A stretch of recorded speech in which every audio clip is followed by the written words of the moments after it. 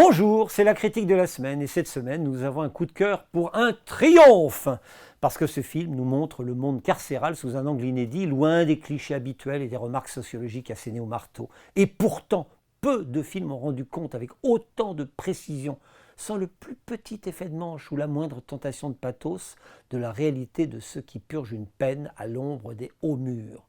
Emmanuel Courcol a filmé dans une vraie prison, en activité qui plus est, ce qui donne une patine documentaire à son film. On a le sentiment que les personnages sont incarnés par de véritables détenus, alors que ce sont bien entendu des comédiens, qui ont en commun de n'être pas des stars et d'être sacrément talentueux. Ils donnent vie à des hommes qui ne sont certes pas des saints, mais simplement des individus au parcours cabossé qui se retrouvent de façon impromptue dans un cours de théâtre. Parce que ce cours est donné par un comédien qui, lui, nous est bien connu, puisqu'il est incarné par Kad Merad. Oui, Kad Merad, un comédien populaire s'il en est, mais qui ne dédaigne pas faire un tour de temps à autre du côté du cinéma d'auteur, et nous laisse sur le flanc. Emmanuel Courcol l'avait déjà croisé il y a quelques années en signant le scénario de « Je vais bien, ne t'en fais pas » de Philippe Liorret.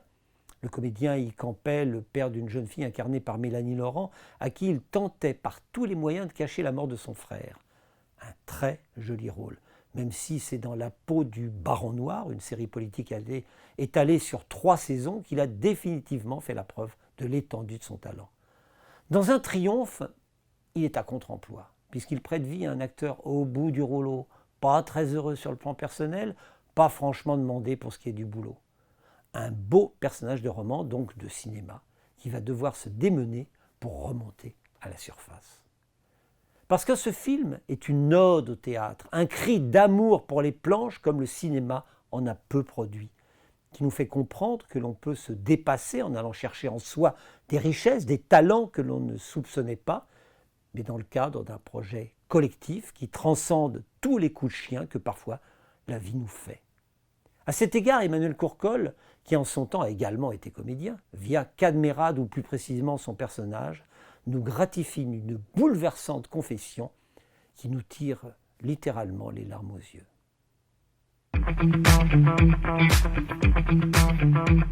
Mais vous avez jamais travaillé avec des détenus? Si, un petit peu. Mais c'était des jeunes en difficulté qui avaient fait des conneries. Ah d'accord. C'est pas pareil. Hein. T'as vu que je t'ai dit que je pouvais. Alors là, je m'appelle Étienne, je suis comédien. On va faire des sketchs, nous, monsieur. Bah ouais, nous on va faire du stand-up. Les sketchs, c'est pas trop mon truc. Moi, je fais du théâtre. Mais c'est bizarre, on vous a jamais vu. T'es con quoi, il serait une star, il serait pas avec nous, tu réfléchis un peu. Un triomphe est le deuxième long métrage de Courcol. Il ne semble pas avoir beaucoup en commun avec son premier opus, Cessez-le-feu, dont l'action se déroulait au début des années 1920. Si ce n'est une empathie réelle pour des hommes dont les plaies sont vives. Cessez-le-feu s'intéressait à 2 frères aux prises avec le traumatisme de la guerre de 14, leur raison de vivre ayant en partie sombré dans les tranchées. Ici, ce sont des détenus qui nous interpellent. À défaut d'escalader les murs d'enceinte, ils s'évadent par leur imaginaire en s'inscrivant à un cours de théâtre dispensé au sein de la prison. Et le théâtre les révèle, ou du moins leur révèle qu'ils possèdent des richesses insoupçonnées. Oh, pas d'entrée de jeu, nous n'assistons pas à un miracle, personne n'a d'illumination. Mais nous sommes témoins d'une lente prise de conscience que l'imagination ouvre bien des portes. Quand on est enfermé, ça n'a pas de prix.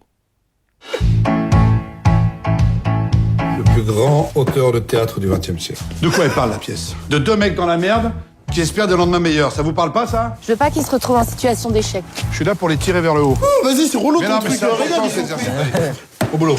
Courcol parvient à typer chacun des personnages sans que cela donne le sentiment qu'il écrit sur mesure, formant un panel de personnalités disparates qui occupent chacune une place précise. Le film semble au contraire couler de source, et nous n'avons jamais d'avance sur ce qui va se passer. Nous découvrons le monde en même temps que les personnages.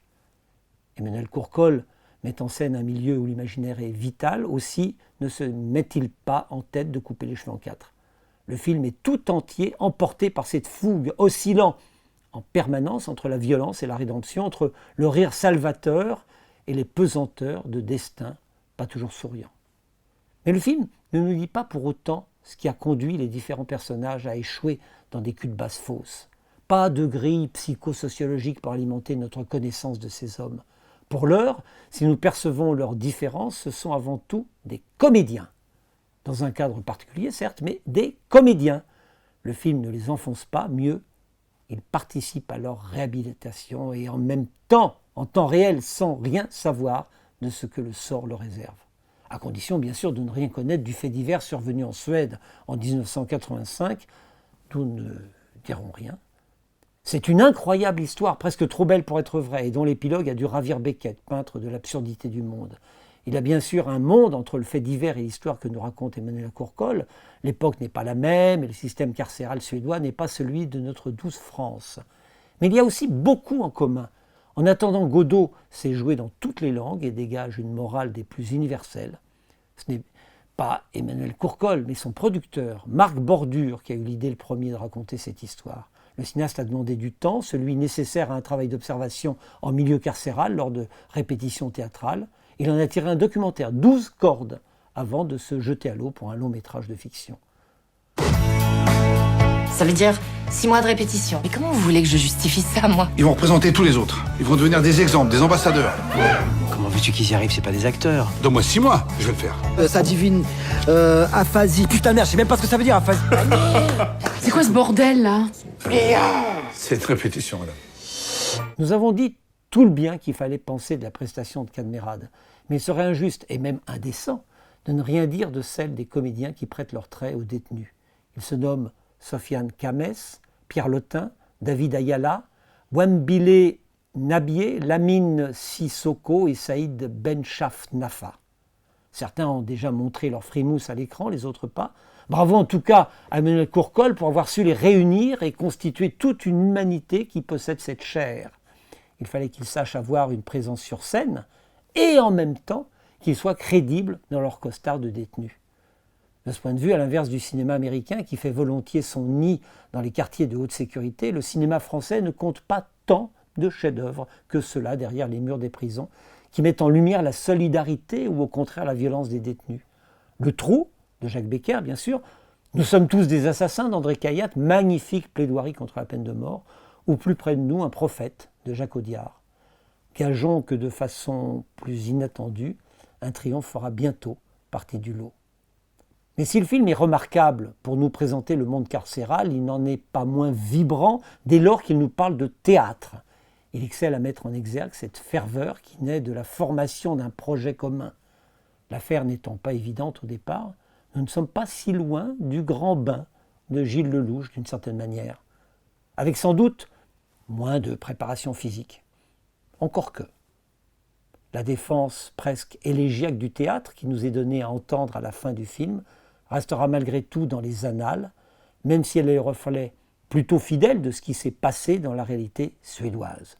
Ici, Cadmerade trouve en tout cas les mots pour dire comment le théâtre nous nourrit et nous devient indispensable. Vous n'êtes pas dans un théâtre ici, vous êtes dans une prison, avec des délinquants, des criminels. Non, tu parles pas comme ça, moi. Attends, je te parle comme je veux, je suis metteur en scène ici. Moi, je veux que les spectateurs, ils oublient d'où vous venez. Je crois qu'on oublie d'où on vient, non? Le public est saisi du grand théâtre. Je crois que vous allez faire une tournée. Pas pour eux que t'as fait ça, c'est pour toi. Et alors? J'ai pas le droit d'exister, moi? Allez, c'est passé ça, quand même. Étonnez-nous. Ça, vous l'emporterez avec vous. Personne ne viendra vous le piquer, ça.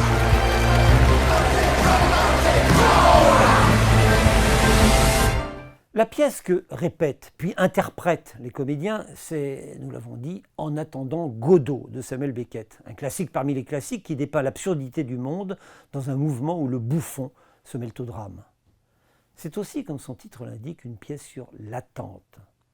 Et de ce point de vue, la pandémie de la Covid a mis son grain de sel pour apporter un élément supplémentaire au tableau. Le film a été imaginé en 2016, il a été tourné en 2019, il a fait partie de la sélection officielle du Festival de Cannes 2020, qui, comme chacun sait, n'a pas eu lieu, pour finalement sortir sur les écrans en 2021. Nous l'aurons bien mérité.